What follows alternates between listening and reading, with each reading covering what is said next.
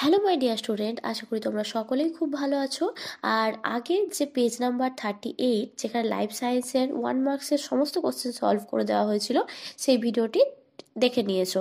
তো এবার আজকে আমরা পেজ 79 এর পেজ, যেটার কোশ্চেন আনসার রয়েছে, সেই কোশ্চেন আনসারগুলোকে সলভ করব। এবং তোমাদেরকে বলে রাখি, যদি তোমরা ওই ভিডিওটি না দেখে থাকো, অবশ্যই ওই ভিডিওটি দেখে কমপ্লিট করে নেবে। এবার চলো তাহলে আমরা আজকে লাইফ সায়েন্সের বিভাগ কয়ের প্রথম প্রশ্ন দেখে নিই। দেখো, বলা হয়েছে নিচের সঠিক জোটটি নির্বাচন করো। গুরু মস্তিষ্ক দেহের ভারসাম্য রক্ষা করে, হাইপোথ্যালামাস বৃদ্ধি ও আবেগ নিয়ন্ত্রণ করে, লঘু মস্তিষ্ক দেহের তাপমাত্রা নিয়ন্ত্রণ করে, নাকি সুষুম্ন শীর্ষক হৃৎস্পন্দন ও খাদ্য গলাধকরণ নিয়ন্ত্রণ করে। তো এখানে অ্যান্সার হবে ডি, সুষুম্ন শীর্ষক হৃৎস্পন্দন ও খাদ্য গলাধকরণ নিয়ন্ত্রণ করে। তারপর দেখো, বলা হয়েছে নিচের কোনটি এডিএইচ হরমোনের কাজ। তো এডিএইচ হরমোনের পুরো নাম কি? প্রথম কথা হচ্ছে অ্যান্টি ডাইউরেটিক হরমোন। তো এবার এই হরমোনের কাজ জানতে চাওয়া হয়েছে। অপশন দেখো, উপধমনীকে সংকুচিত করে রক্তচাপ বাড়ায়, পরিণত বয়সে শুক্রাণু ও ডিম্বাণু উৎপাদনে সাহায্য করে, যকৃৎ ও পেশিকোষে গ্লুকোজকে গ্লাইকোজেনে রূপান্তরিত করে সঞ্চিত রাখে। আর লাস্ট অপশন দেখো, বলা হয়েছে স্নায়ুতন্ত্রের বিকাশ ঘটায় ও স্বাভাবিক ক্রিয়া বজায় রাখে। তো এখানে অ্যান্সার হবে যে উপধমনীকে সংকুচিত করে কি করে না, তো রক্তচাপ বাড়ায়। তারপর দেখো 3 নম্বর প্রশ্নে বলা হয়েছে নিচের কোনটি অ্যাকশনের গঠন সংক্রান্ত বৈশিষ্ট্য নয়। দেখো, প্রতিটি প্রশ্নের মধ্যে সবসময় খেয়াল রাখবে যে কখন তোমাকে বলা হয়েছে যে এটা বৈশিষ্ট্য বা বৈশিষ্ট্য নয়। কারণ কি, এটা কি হয়, অনেক সময় ভুল হয়ে যাওয়ার সম্ভাবনা থাকে, তাই এগুলো ভালো করে লক্ষ্য করবে। তো দেখো, অপশানে বলা হয়েছে র্যাঙ্ক বিহারের পর্ব, মায়োলিন সিদ, নিজেল দানা, সোয়ান কোষ। তো এখানে অ্যান্সার হয়ে যাবে নিজেল দানা। তারপর 4 নম্বর প্রশ্নে বলা হয়েছে অ্যামাইটোসিস কোষ বিভাজনের সঠিক বৈশিষ্ট্যটি শনাক্ত করো। অর্থাৎ অ্যামাইটোসিস যখন কোষ বিভাজন হয়, তখন সেক্ষেত্রে কি হয়, দেখো বলছে যে যৌন জননকারী জীবের জনন মাতৃকোষে ঘটে। এটি সম্পূর্ণ ভুল। তারপর দেখো, বলা হয়েছে এটি পরোক্ষ বিভাজন বলা হয়ে থাকে। তো তোমরা জানো এটিকে পরোক্ষ বিভাজন বলা হয় না, এটাকে বলা হয় প্রত্যক্ষ বিভাজন। তারপর হচ্ছে কি, যে ক্রোমোজোম ও বেমতন্তু গঠিত হয়, এটিও ভুল। লাস্ট অপশন দেখো, বলা হয়েছে ক্রোমোজোম ও বেমতন্তু গঠিত হয় না। অর্থাৎ হচ্ছে কি, যে ক্রোমোজোম এবং বেমতন্তু গঠন ব্যতি রেখেই হচ্ছে কি এই প্রক্রিয়াটি ঘটে থাকে। নেক্সট দেখো, ক স্তম্ভ এবং খ স্তম্ভ মেলাতে হবে। প্রথমে দেওয়া আছে সিএসএফ, বা যেটাকে বলে থাকি আমরা সেরিব্রো স্পাইনাল ফ্লুইড। তারপরে আছে দেখো মেনিনজেস আর নিউরোগ্লিয়া। তো সিএসএফ এটা মিলে যাবে হচ্ছে অভিঘাত শোষক রূপে কাজ করে এটি। মেনিনজেস যেটা আছে সেটা হচ্ছে কেন্দ্রীয় স্নায়ুতন্ত্রকে যান্ত্রিক আঘাত থেকে রক্ষা করে। এবং লাস্ট নিউরোগ্লিয়া সেটা হচ্ছে কি মায়োলিন আবরণী গঠনে সাহায্য করে। তাহলে এখানে দেখো অপশান বি এর যেটা রয়েছে A3B1C2, এটা সঠিক হয়ে যাবে। তারপর দেখো, বলা হয়েছে যে সঠিক জোটটি নির্বাচন করো এবং লেখো। বহু বিভাজন বলা হয়েছে হাইড্রা, খন্ডিভবন স্পাইরোগাইরা, পুনরুৎপাদন ফার্ন, নাকি কোরোকোৎকম প্ল্যানেরিয়া। তো এখানে অ্যান্সার হয়ে যাবে কি খন্ডিভবন হচ্ছে স্পাইরোগাইরা, এই জোড়াটা হচ্ছে সঠিক রয়েছে। তো তোমরা আমাকে কমেন্টে জানিও যে বহু বিভাজন এবং কোরোকোৎকম প্রক্রিয়া দেখা যায় কাদের ক্ষেত্রে। তারপর নেক্সট চলো আমরা কোশ্চেন দেখে নিই। দেখো, বলা হয়েছে গিনিপিগের ক্ষেত্রে দ্বিসংকর জননে F2 যৌনতে উৎপন্ন বড় বি ছোট বি, বড় আর ছোট আর ও দুটো বড় বি দুটো বড় আর জিনোটাইপ দুটির উৎপন্ন গ্যামেটের সংখ্যার অনুপাত কি হবে? হচ্ছে কি 4:1 হবে। তারপর দেখো নেক্সট হচ্ছে কি, আর তোমরা দেখো পাশে আমি এটা করে রাখলাম কিভাবে করতে হবে। তারপর দেখো নেক্সট কোশ্চেন, যে বলা হয়েছে মানুষের ক্ষেত্রে সঠিক জোটটি নির্বাচন করো। ডিম্বাণুর স্বাভাবিক ক্রোমোজোম বিন্যাস 22A+XX, ডিম্বাণুর স্বাভাবিক ক্রোমোজোম বিন্যাস 22A+Y। তোমরা তো জানো ডিম্বাণু কখনোই Y হবে না। তারপরে হচ্ছে কি, যে ডিম্বাণুর স্বাভাবিক ক্রোমোজোম বিন্যাস 22A+X, এবং এটাই হচ্ছে কি সঠিক উত্তর।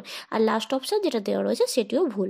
তারপর দেখো, বলা হয়েছে 9 নম্বর প্রশ্ন, হিমোফিলিক পুত্র ও স্বাভাবিক কন্যা রয়েছে এমন পিতামাতার সম্ভাব্য জিনোটাইপ কি কি হতে পারে, তার নিচে যে অপশনগুলো দেওয়া রয়েছে তার মধ্যে নির্ধারণ করতে হবে।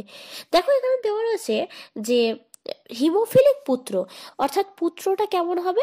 হিমোফিলিক। হিমোফিলিক পুত্র কেমন হয়? XHY, তোমরা জানোই ভালো করে। আর স্বাভাবিক কন্যা কেমন হবে? XX। এবার বলছে যে এইরকম যে যাদের সন্তান রয়েছে তাদের পিতামাতার জিনোটাইপটা কেমন হতে পারে জানতে চাওয়া হয়েছে। তো পিতামাতার এক্ষেত্রে কি হতে পারে? পিতামাতার মধ্যে থেকে অবশ্যই মাতা যদি হিমোফিলিক হয় বা বাহক যদি হয়, তখন সেক্ষেত্রে কিন্তু এটা দেখা দিতে পারে। তো এখানে আমরা অপশান নাম্বার তোমাদের যেটা রয়েছে ডি নম্বর, সেটা কিন্তু অ্যান্সার করা যেতে পারে।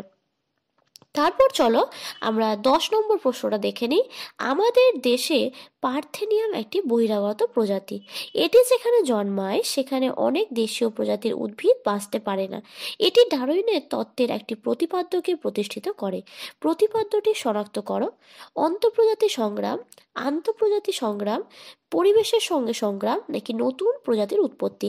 তো এখানে অ্যান্সার হয়ে যাবে যে আন্তঃপ্রজাতি সংগ্রাম, এটাই হচ্ছে কি যে এটার প্রতিপাদ্য কে না, তো ডারউইনের যে প্রতিপাদ্যটি ছিল সেটিকে প্রতিষ্ঠিত করে।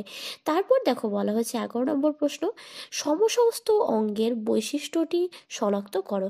তোমরা জানো 2 ধরনের অঙ্গ পড়েছো, সমসমস্ত এবং সমবৃত্তীয়। এছাড়াও আরেকটি অঙ্গ পড়েছো, নিষ্ক্রিয় অঙ্গ। তো এক্ষেত্রে সমসমস্ত অঙ্গের বৈশিষ্ট্য বলা হয়েছে, যেমন দেখো বলা হয়েছে গঠনগতভাবে ভিন্ন কিন্তু উৎপত্তি আর কার্যগতভাবে অভিন্ন। প্রথমেই বলে দিই, সমবৃত্তীয় অর্থাৎ হচ্ছে যাদের কাজ একই এবং হচ্ছে গঠনগতভাবে হচ্ছে আলাদা, তাদেরকে বলা হয় সমবৃত্তীয় অঙ্গ। আর সমসমস্ততে হচ্ছে কি তার অপোজিটটা হবে, অর্থাৎ উল্টোটা। এবার দেখো অপশানগুলোর মধ্যে এটি সঠিক হবে যে উৎপত্তি এবং গঠনগতভাবে অভিন্ন হলেও কার্যগতভাবে ভিন্ন হবে, অর্থাৎ ডি হয়ে যাবে এটা সঠিক উত্তর। তারপর দেখো 12 নম্বর প্রশ্নটিতে বলা হচ্ছে, নিচের কোন প্রয়োজনের জন্য মৌমাছি ওয়াগটেল নৃত্য করে তা স্থির করো। প্রজনন সঙ্গী খোঁজা, নতুন মৌচাকের স্থান নির্ধারণ করা, অন্যান্য শ্রমিক মৌমাছিদের মৌচাক থেকে খাদ্যের উৎসের অভিমুখ ও দূরত্ব জানানো, সম্ভাব্য শত্রুর আক্রমণ এড়ানো। তো এটা জানবে যে যখন শ্রমিক মৌমাছিদের হচ্ছে কি মৌচাক থেকে খাদ্যের উৎস এবং অর্থাৎ কি উৎসটি কোথায় রয়েছে, অর্থাৎ যেটাকে আমরা অভিমুখ এবং দূরত্ব কত দূরে রয়েছে সেটা জানানোর জন্য কিন্তু মৌমাছিরা ওয়াগটেল নৃত্য করে থাকে। এবং এটি দেখতে কেমন হয় না, তো হচ্ছে বাংলায় 4 বা ইংরেজিতে 8-এর মতন দেখতে লাগে। তারপর দেখো 13 নম্বর প্রশ্নতে বলা হয়েছে, নিচের কোনটি বায়োস্ফিয়ার রিজার্ভ সম্পর্কিত সঠিক তা শনাক্ত করো। বাস্তুতন্ত্রের সংরক্ষণের সঙ্গে স্থানীয় মানুষ ও অন্যান্য জীব সম্প্রদায়ের সংরক্ষণ করা হয়। জাতীয় উদ্যান ও অভয়ারণ্য বায়োস্ফিয়ার রিজার্ভের অন্তর্ভুক্ত নয়। বাস্তুতন্ত্র সংরক্ষণে স্থানীয় মানুষের উপস্থিতি এবং অংশগ্রহণের অনুমোদিত নয় এবং এর আকার সাধারণত অভয়ারণ্যের থেকে ছোট হয়।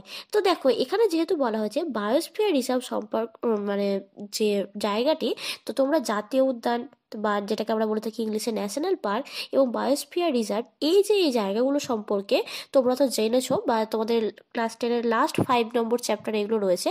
এবার এটার সঙ্গে যেটা সঠিক সেটা হচ্ছে কি না, তো দেখো যে বাস্তুতন্ত্র সংরক্ষণের সঙ্গে সঙ্গে কি হয় না, তো স্থানীয় মানুষ এবং অন্যান্য জীব সম্প্রদায়ের সংরক্ষণ করা হয়ে থাকে এখানে।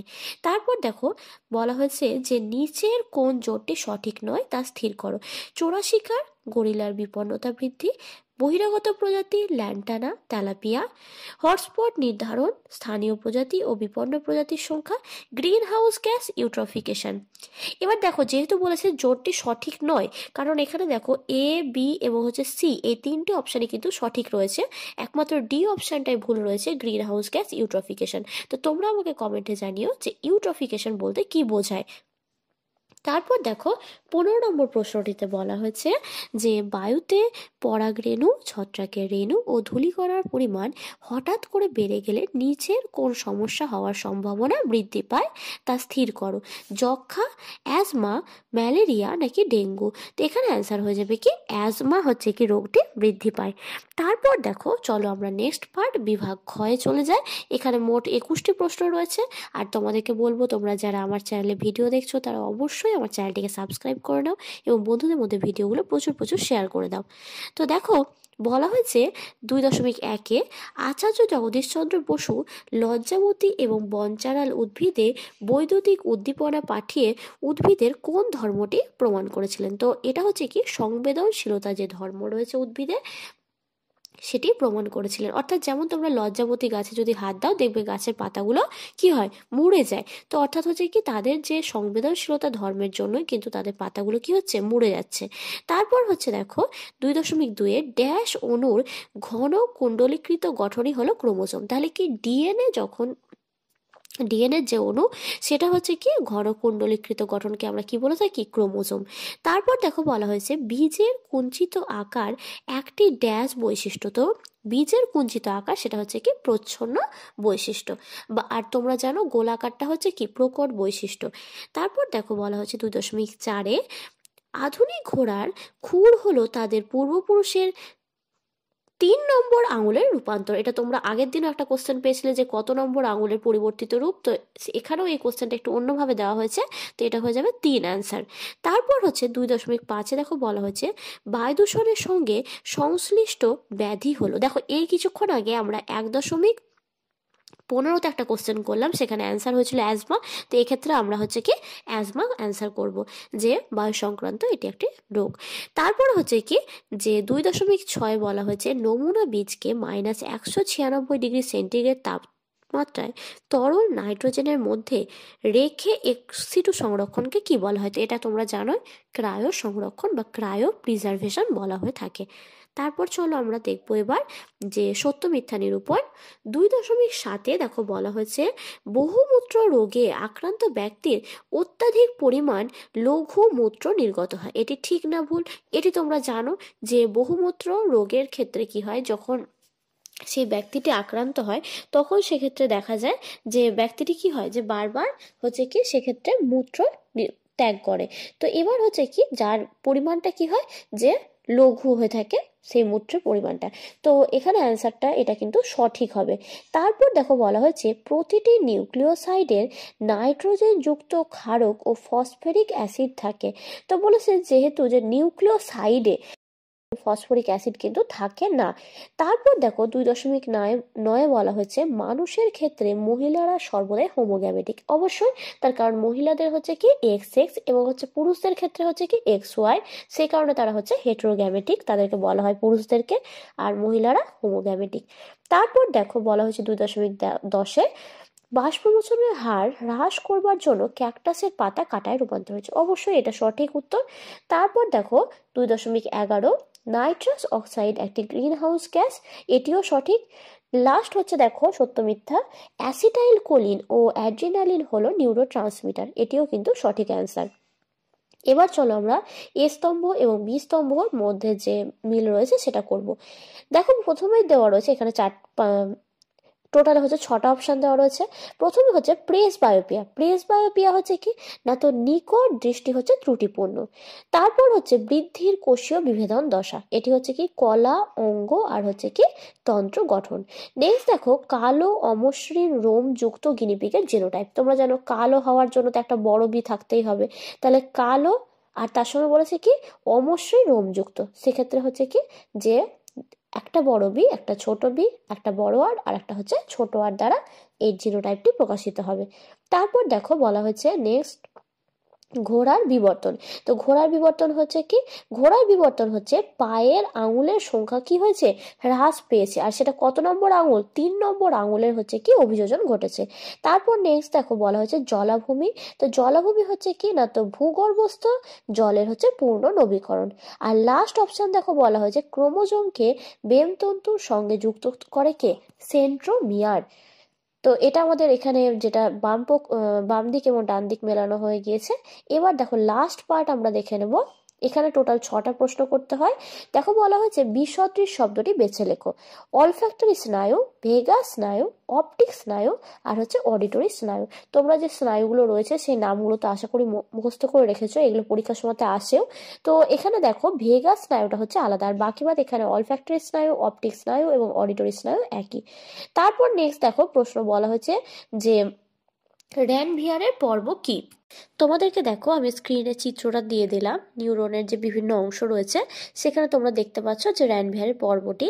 তো যখন হচ্ছে কি যে নিউরোলেমা সংকুচিত হয় তখন সেখানে কি গঠন করে, র্যানভিয়ারের পর্বটি গঠন করে। তারপর দেখো বলা হয়েছে নিচে সম্পর্কযুক্ত একটি শব্দ জোড় দেওয়া আছে, প্রথম জোড়টি সম্পর্ক বুঝে দ্বিতীয় জোড়টি আমাদেরকে পূরণ করতে হবে। তো জোড় কলম হচ্ছে আম, আর জবার হচ্ছে কি দেখা যায় শাখা কলম। তারপর দেখো 2.22 বলা আছে মেন্ডেল তার দ্বিসংকর জনন পরীক্ষা থেকে কোন সূত্রে উপনীত হয়েছিলেন। তিনি কোন সূত্রে উপনীত হয়েছিলেন, স্বাধীন বিন্যাস যে সূত্রটি রয়েছে সেটিতে। তারপর দেখো বলা হয়েছে 2.23 কেবলমাত্র হোমোজাইগাস অবস্থায় হিমোফিলিয়া রোগের প্রকাশ ঘটবার কারণ কি। তো হিমোফিলিয়ার যেহেতু প্রচ্ছন্ন জিন ঘটিত রোগ, তাই সেক্ষেত্রে এটি কিন্তু প্রকাশিত হয়। তারপর দেখো 2.24 সমসমস্ত অঙ্গ কোন ধরনের বিবর্তনকে নির্দেশিত করে। তোমরা জানো একটা হচ্ছে অভিসারী আর একটা হচ্ছে অপসারী। তো এটি হচ্ছে কি অপসারী যে বিবর্তন সেটিকে হচ্ছে নির্দেশিত করে। তারপর দেখো 2.25 নিচের 4টি বিষয়ের মধ্যে 3টি একটি বিষয়ের অন্তর্গত। তো কৃষিক্ষেত্রে কীটনাশকের ব্যবহার, টাইফয়েড, জলদূষণ, কারখানা থেকে উৎপন্ন তরল বর্জ্য। তো এই সব কিছু হচ্ছে কার মধ্যে অন্তর্গত, জলদূষণের মধ্যে অন্তর্গত।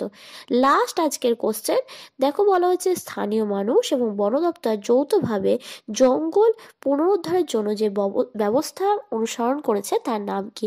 তো এটি হচ্ছে কি জয়েন্ট ফরেস্ট ম্যানেজমেন্ট, বা যেটাকে বলা হয়ে থাকে JFM। তাহলে আজকে আমি ভিডিওটি এখানেই শেষ করলাম। পরের পার্টে আমরা এর পরের পেজ নিয়ে আলোচনা করব লাইফ সায়েন্সের। আর তোমাদের যদি এই ভিডিওটি ভালো লেগে থাকে প্লিজ সবাই চ্যানেলটিকে সাবস্ক্রাইব করে নিও, পরবর্তী পার্ট আসবে খুব শীঘ্রই। থ্যাংক ইউ, ভালো থেকো সবাই।